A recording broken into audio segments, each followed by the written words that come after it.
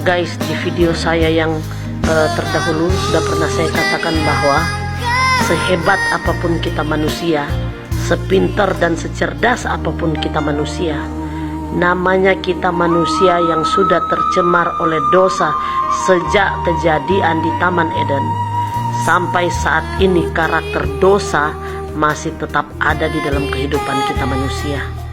Jadi sekali lagi saya katakan, sehebat, sepintar apapun kita sebagai manusia, kita tidak pernah luput dari dosa. Begitu juga guys dengan orang-orang yang diurapi Tuhan, orang-orang yang dipakai Tuhan.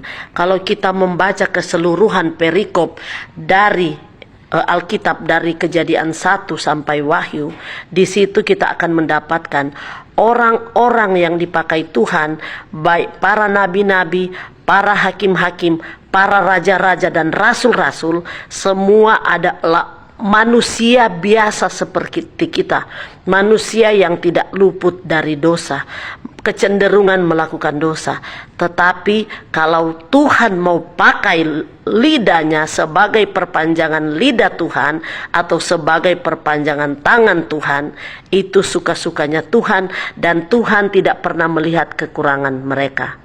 Maka dari itu guys, ketika kita sebagai jemaat mendapati atau melihat ada hamba-hamba Tuhan yang diurapi Tuhan, entah dia pendeta,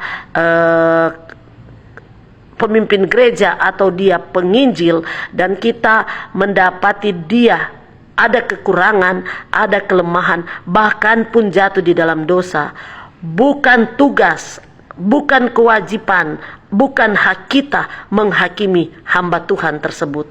Biarlah kalau dia jatuh di dalam dosa, biarlah dia dan Tuhan yang akan berperkara. Jadi kita jangan terbawa-bawa dosa orang lain, sehingga kita mulai menghakimi, mulai menghujat, mulai menjahati, mulai menggosip ke sana kemari, mulai menceritakan aib orang lain, apalagi dia sebagai hamba Tuhan. Tetapi ketika kita lihat hamba Tuhan jatuh dalam dosa, tugas kita sebagai jemaat atau sebagai umat-umat Tuhan, kita doakan pendeta itu supaya dia kembali sadar dan mau bertobat. Seperti saya baca tadi guys, di dalam 1 Samuel 24 tentang Saul dan Daud. Yang dahulunya Saul itu adalah raja orang Israel, raja yang diurapi Tuhan.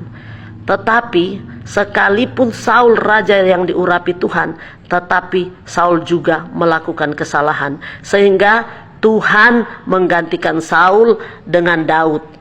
Dan ketika Tuhan menggantikan Daud sebagai raja Israel, Saul iri kepada Daud, bahkan pun Saul berencana ingin membunuh Daud ada berapa kali. Dan setelah kejadian di En-Gedi itu guys, pada waktu mereka baru selesai perang, maka lelahlah ini si Saul. Dan apa yang terjadi? Pada waktu Saul lelah, Saul ketiduran. Dan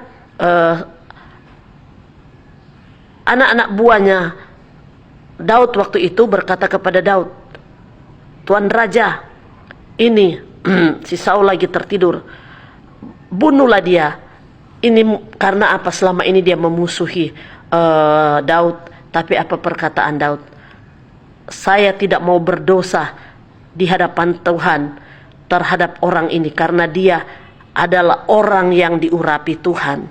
Jadi Daud tidak mau membunuh Saul, karena Daud sadar, Daud tahu apapun kelemahan Saul, sekalipun Saul sudah merencanakan hal yang jahat kepada Daud, Daud tidak akan mau membunuh Saul.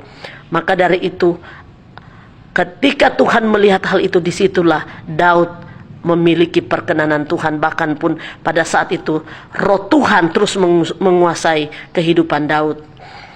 Tetapi di dalam perjalanan hidup, kalau kita baca kepemimpinan Daud, Daud juga walaupun dia orang yang diurapi Tuhan, walaupun dia orang yang luar biasa di cerita Alkitab, tetapi Daud juga sebagai orang yang diurapi Tuhan tidak luput dari dosa. Daud juga jatuh di dosa persinahan, bahkan pun dosa pembunuhan. Tetapi Ketika Daud minta ampun kepada Tuhan, Daud menjalankan konsekuensi dosa. Daud mengalami didikan dan hajaran Tuhan. Tetapi ketika Daud minta ampun kepada Tuhan, Tuhan mengampuni. Tapi bukan berarti Tuhan mengampuni terus konsekuensi dosa tidak berlaku. Tetap konsekuensi dosa berlaku, tetapi Tuhan mengampuni. Nah, disitulah kita belajar, guys.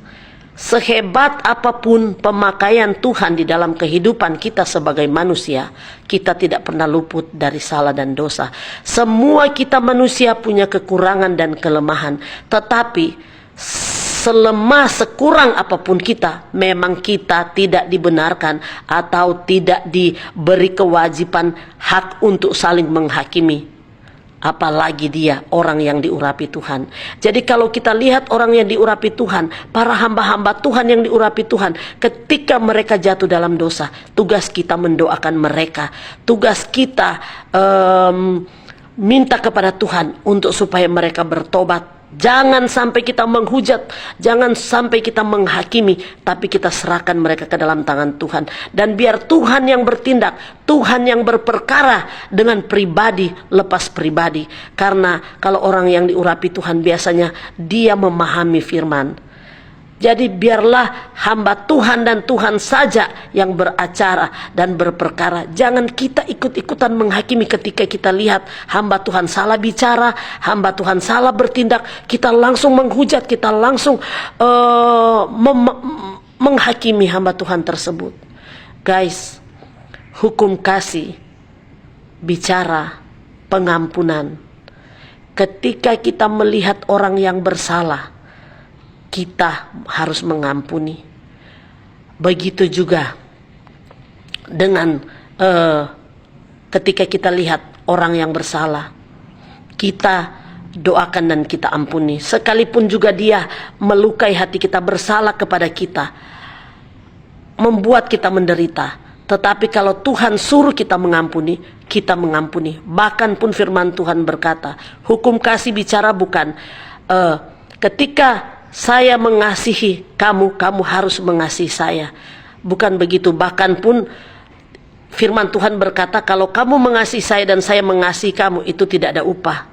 Tetapi yang ada upah ketika kita mengasihi orang yang membenci kepada kita. Ketika kita mengasihi orang yang sering melukai hati kita. Jadi guys, kita tidak punya kewenangan, kewajiban untuk menghakimi kelemahan orang lain. Yang Tuhan mau kepada kita, ketika orang bersalah kepada kita, kita ampuni, kita berdoa, dan kita terus mengasihi.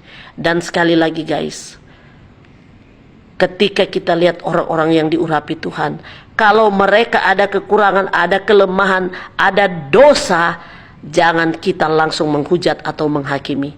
Karena jangan kita terbawa dengan dosa orang lain.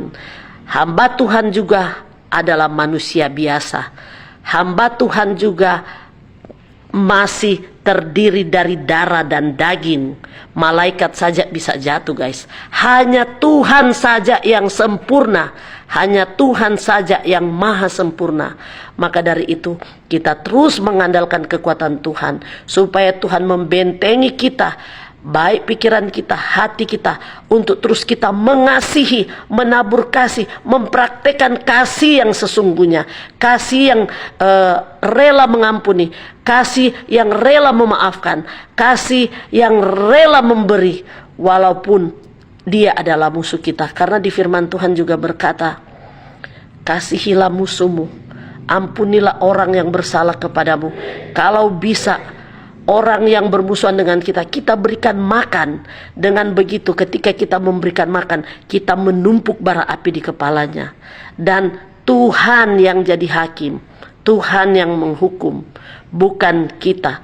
Atau kalau sudah ada pelanggaran hukum, mungkin sudah ada pelanggaran hukum berat dan akan berurusan dengan pemerintah. Pemerintah adalah wakil Allah. Pemerintahlah yang akan menghakimi dan pemerintahlah yang akan menghukum. Bukan kita menghujat-hujat, bukan kita menghina-hina, bukan kita membuli-buli orang yang bersalah. apalagi kita menghakimi, guys.